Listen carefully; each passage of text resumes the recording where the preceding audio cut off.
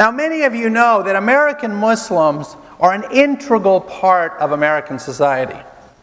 While there are many people who would say that American Muslims are a recent immigrant community that have just arrived in the last couple of decades, that would in fact not be the case.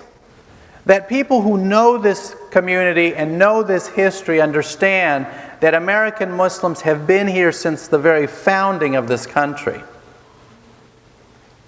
And it was President Obama just recently in his talk, just a few weeks ago, when he spoke at the Islamic Society in Baltimore, in a major mosque on the East Coast, and he spoke about the contribution of Muslims historically to the very founding of this country. Many of you may not be aware that 1 out of 4 black slaves that came to this country were Muslim. And so to deny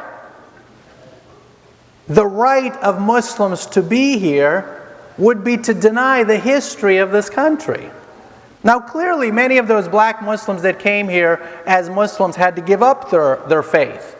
But they came here as Muslim, and then some in fact retained their faith, and we see the growth and evolution of the African American Muslim community in this country that then continued to grow, as well as the Nation of Islam, which many of you are aware of, and the seeds that were planted across this country. So this is the history of American Muslims. Now we know also, of course, there were waves of Muslims that came to this country. The wave that came after the turn of the beginning of the 20th century, when Arab Muslims, for instance, came in the 1920s. Many of them came to Michigan, Detroit, Michigan in particular, where they settled.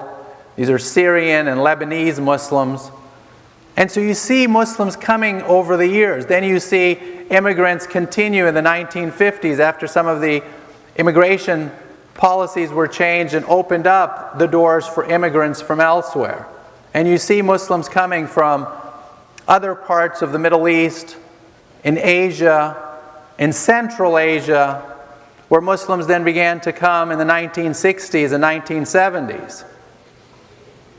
And then, of course, you see the disruptions that took place in many countries across Muslim societies, where civil war and strife resulted in difficulties for Muslims, and those that could no longer stay in their homes, they then came to European countries and came to the United States as well. My own family came to this country right after 1980, when the Soviet Union invaded Afghanistan, and our family had to flee that country, and we were fortunate enough to be able to come to America.